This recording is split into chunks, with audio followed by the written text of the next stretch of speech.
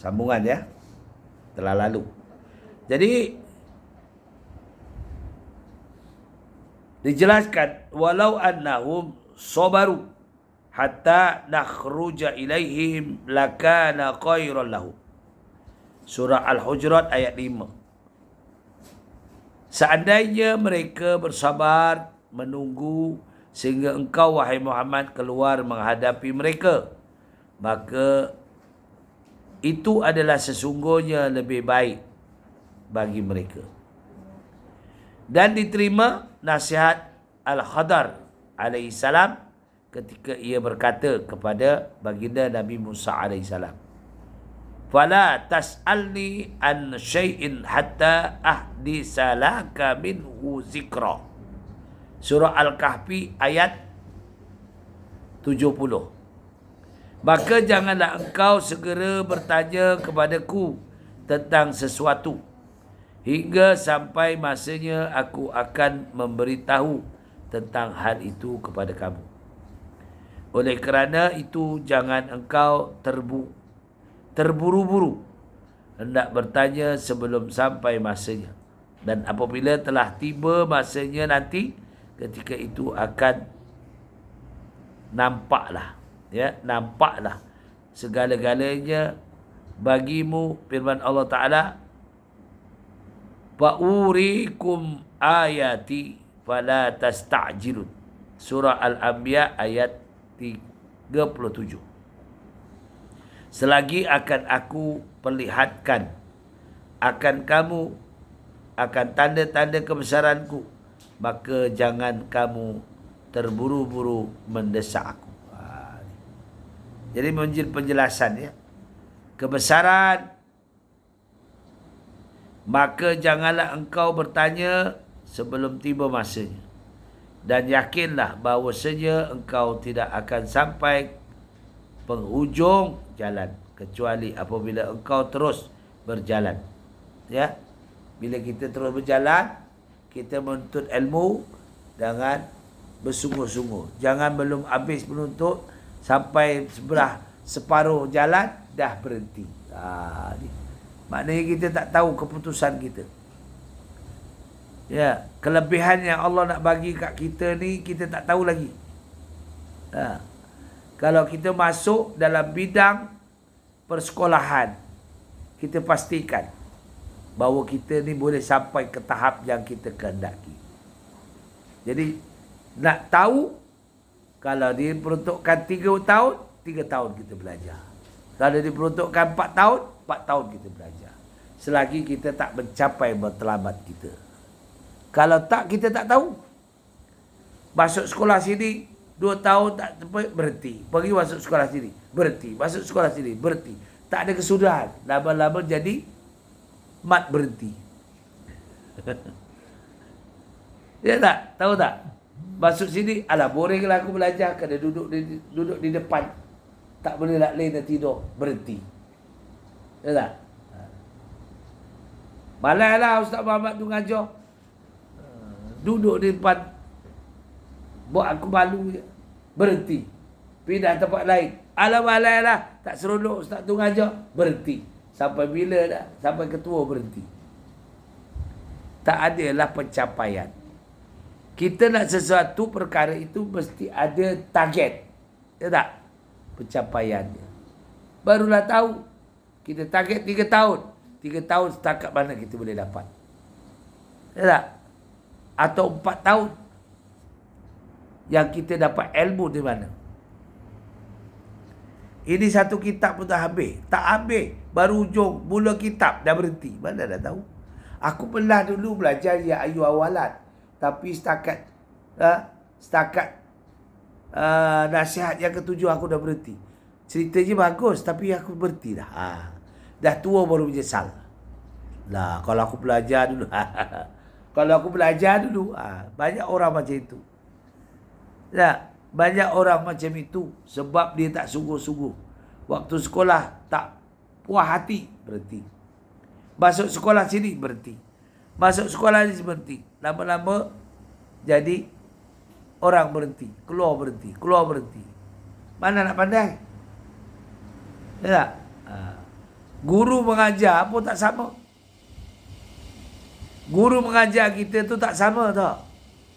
Macam ustaz, cara ustaz mengajar. Ustaz lain, cara ustaz lain mengajar. Sama tak? Tak sama. Pengalaman guru pun tak sama. Ya. Ada orang bercerita, dia jemurlah. Penting masuk sini. Jemurlah masuk. Kejap masuk sekolah menengah. Kejap masuk tahfiz lagi. Sekejap masuk pindah ni. Mana nak melekat? Tak boleh melekat. Sebab usaha kita kurang. Ya. Sebab itu kalau ustaz belajar sampai habis. Sampai kita ada syahadah. Barulah betul kebolehan kita setakat mana. Betul tak? Kalau masuk tahfiz sini. Sampai kita dapat syahadah. Baru ada bukti. Ya. Kita ni, adakah guru yang mengajar tu tak faham? Adakah kita yang belajar tak boleh faham? Faham tak Rasid? Maksud ustaz tu. Kemana juga kamu belajar, sama je matlamatnya. Nak mencari kejayaan. Nak mencari ilmu. Jadi, cara tak sama. Tapi tujuan matlamatnya sama. Bila kita ada perasaan begitu, barulah ada ketenteraman hati. Aku cukuplah satu sekolah ni. Nanti aku berjaya habis sini, baru masuk sini, baru masuk sini, dah habis. Barulah ada baktinya. Tak boleh, tak sama. Masuk sini 2 tahun, baru separuh kitab, dah berhenti. Tak habis. Tak hatam. Ya. Masuk sana, baru separuh kitab, tak hatam. Sebab apa? Nafsu kita tak terima. Kenapa? Alah, tak seronok lah. Ada belajar nak seronok. Belajar, alam belajar ni memang susah. Tak ada orang belajar senang. Betul tak? Tak ada. Semua susah. Namanya alam belajar. Bila kamu nanti dah berjaya, barulah kamu tahu. Ya tak? Sebab benda-benda ni kena alami. Inilah yang dikatakan dalam Quran ni. Jangan banyak bertanya, tapi banyak berusaha.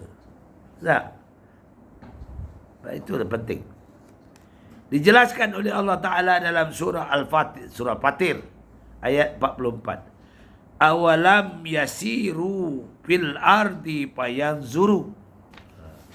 Awalam yasiru fil ardi fayanzuru. Apa dia? Apakah mereka tidak mahu berjalan di atas muka bumi ini? Ni. Soalan ni, apakah dia tidak mahu berjalan di atas muka bumi ini? Lalu mereka dapat melihat segala sesuatu untuk menjadi iktibar. Wahai anakku yang tercinta.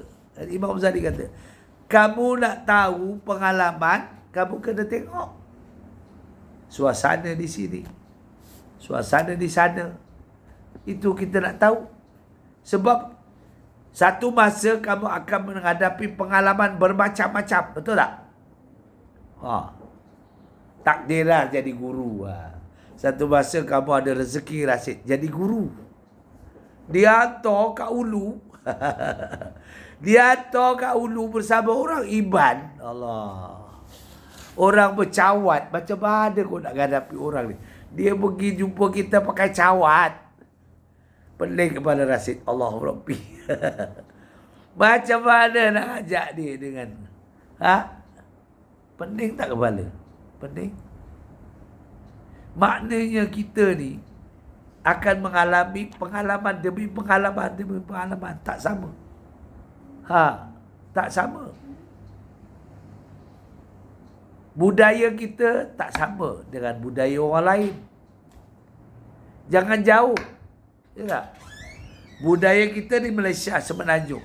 Budaya orang Sarawak lain. Budaya orang Sabah lain. Tak sama. Kamu bila tukar ke satu tempat, kamu, tak kira lah apa jawatan kamu. Ya. Jadi pegawai daerah ke, Ya, jadi guru ke, jadi pegawai pelajaran ke, jadi pentadbir ke, kamu akan menghadapi suasana jabatan-jabatan tak sama. Itu namanya pengalaman. Alam sekolah lain, alam kerja lain, tak sama. Alam bujang lain, alam rumah tangga lain.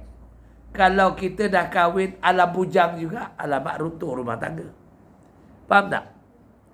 Jadi ayat tadi memberi supaya kita ni tengok dari pengalaman-pengalaman. Barulah kita tahu. Faham tak? Pengalaman macam mana? Kamu kalau ada cuti lapang, pengalaman kamu macam mana? Pengalaman duduk di rumah, bagaimana nak tolong mak bapak, mak bekerja. Kalau kamu duduk kampung, tahulah. Kalau duduk kampung, mak ajak, bapak ajak. Kalau sekarang tak adalah. Dulu ajak cari buah koko dengan nyamuknya. Allah, itu pengalaman. Kamu tak menghadapi itu semua. Alam kamu di alam moden. Tak ada tak menghadapi. Ustaz dulu pengalaman ni menebas rumput, cari buah koko, nyamuknya ya Allah.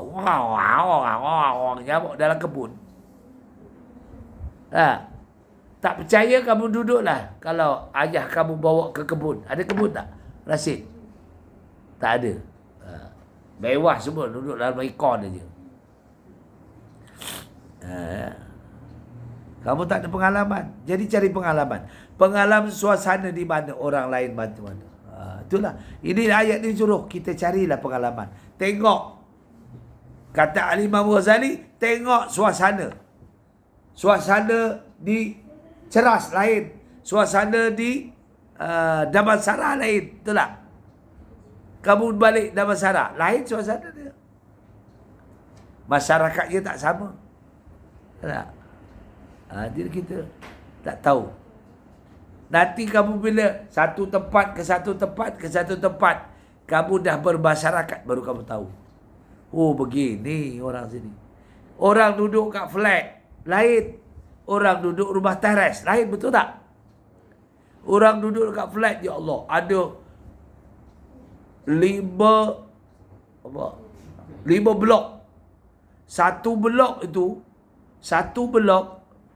ada 3 bangunan. Satu blok. Ada 3 bangunan, satu blok.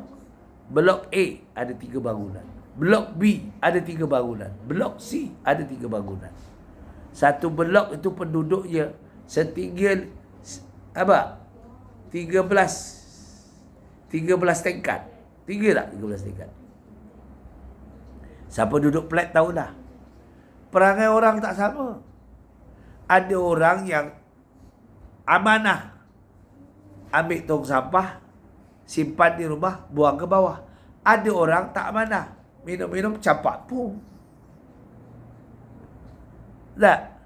Alah, ada pembersih. Tak amanah namanya tu. Sama tak? Tak sama. Naik kereta.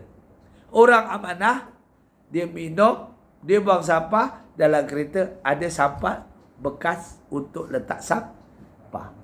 Orang tak amanah, minum. Buka pintu tikap. Semua boleh. Tak. Hanya peribadi seseorang. Tak. Betul. Kaplet begitu juga. Ada yang amanah, dia buat bakul, cukup penuh, ikat, buat tong sampah. Di bawah ada tong sampah khas. Ada yang tak amanah, ada pembersih, campak aje. Tak. Itu namanya orang tak amanah. Tahu amanah? Amanah tahu amanah? Amanahnya dipercayai. Kalau kita tak amanah pada diri kita, satu masa kita takkan amanah dengan orang lain. Betul. Tak amanah lah naik kereta. Sedap naik kereta. Minum. Minum Coca-Cola. Misalnya je lah. Prek. Campak. Siapa nak marah kita? Orang tak nampak. Pembersih kau nampak. Oi, marah tak? Tak. Hanya kita ni kena berfikir. Ya. Yang kita sediakan bakul sampah kat kereta tu plastik. Letaklah. Nanti ikat-ikat. Itu amanah. Kalau kita dengan diri kita tak amanah, nanti satu masa kita pun tidak amanah kepada orang lain. Percaya tak? Ini ayat yang beritahu. Apakah mereka tidak mahu berjalan di atas muka bumi ini? Lalu mereka dapat melihat segala sesuatu untuk menjadi iktibar. Tahu iktibar? Iktibar pengajaran.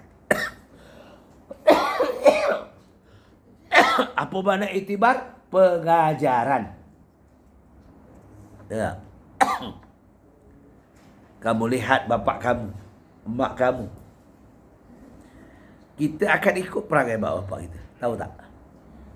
Bapak kita kat rumah, alhamdulillah, pakai seluar panjang. Tengok TV. Tak pakai baju tu tak kisahlah. Pakai singlet. Bapak kita. Ini bapak kita pakai kat duduk kat rumah pakai seluar pendek. Nampak celah-celah. Celah-celah. Celah-celah punggung pun nampak. Kamu rela ke tengok bapak kamu macam tu? Rasid? Tak rela kan? Betul? Kamu pun tak rela. Kamu tengok mak kamu di rumah elok pakai tudung. Ya, walaupun tudung gitulah tak kisahlah. Tudung tutup aurat kan. Kamu selesa tak? Selesa. Tapi kamu tengok mak kamu macam rambut tembuan tu. Wah, goyang. Lepas tu baju lah Allah Rabbi. Hei Allah. Selesa tak kamu tengok? Tak selesa. Sebab itu namanya tindakan. Contoh, ikon ikutan kamu. Supaya kamu lihat. Kalau kamu biasa duduk di rumah kamu, dalam keadaan kamu berdisiplin. Mak bapak kamu sedia tong sampah. Letak sampah. Ya tak? Bakul sampah khas ada. Tiba-tiba kamu pergi rumah sahabat kawan kamu. Alah, sampah terbuang sana terbuang sini, terpijak sana terpijak sini. Selesa tak kamu? Tak selesa. Sebab kita ditarbiahkan. Itu namanya iktibar.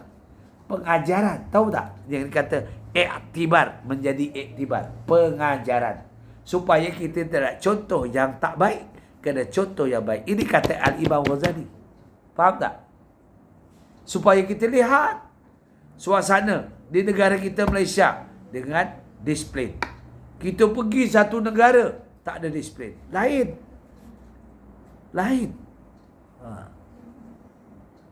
Ya. Ustaz ambil perbandingan. Ya, bila ustaz melihat keadaan di Sabah. Di Sabah. Keadaan di Brunei Darussalam baru ni raya. Ya. Orang Brunei menyantuni betul. Hormat orang Brunei. Dia kalau naik kereta ni terang-terang. Kita nak tahu naik kereta. Dia berhenti zoom. Padahal kita ni nak keluar. Dia bagi jalan. Ini orang Brunei. Dia bagi jalan. Jalan kita terus. Kita hormat. Bagi jalan. Kalau tidak orang ni bila nak keluar. Kereta zoom. Dia nak keluar macam mana? Ni. Tak. Beza. Orang sana kalau ada menyantuni. Orang nak keluar tu susah kan? Bagi stop dulu. Bagi lampu jalan. Itu. Jadi ada perbezaan. Kadang ni aku jalan terus, aku punya pasal lah kau. Ya, tak pandai menyantuni orang lain. Itu jadi iktibar. Jadi kita dapat pengalaman demi pengalaman. Pengalaman itulah yang menyebabkan kita berfikir mana yang lebih baik. Faham tak? Ini kata Al-Imam Ghazali rahimahullah. Wahai anakku yang tercinta, demi Allah, seandainya engkau terus berjalan, engkau akan melihat perkara-perkara yang sangat ajaib. Sangat yang ajaib yang kita tak tahu. Apa dia? Pada setiap tempat. Dan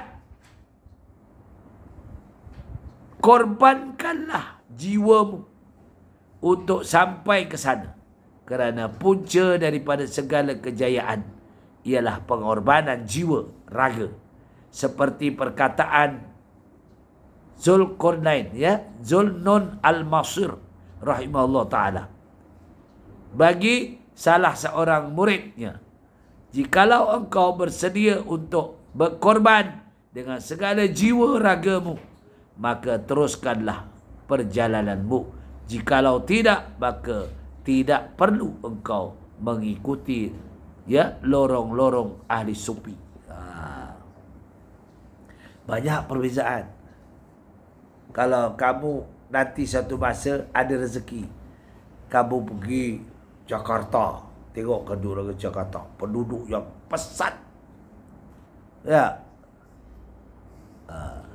ini akan duduk depan gaya ni. Duduk depan. Kena duduk depan tak? Nak duduk depan? Nak? Tak nak, jangan angguk-angguk.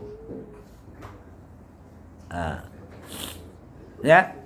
Kita nak tahu, cari pengalaman, perbezaan. Satu masa kamu umur panjang, ada cita-cita sekarang. Ya. Saya nak tengok Jogja. Saya tengok Thailand. Saya nak tengok, ni ada duit. Saya nak tengok Mekah. Ya. Apa tujuan matlamat? Nak tahu membezakan. Perjalanan jauh, banyak pengalaman. Jadilah perkongsian kita. InsyaAllah kita akan sama akan datang pada nasihat yang ke-23. Aku li qouli hadza, astagfirullahalazim wa lakum.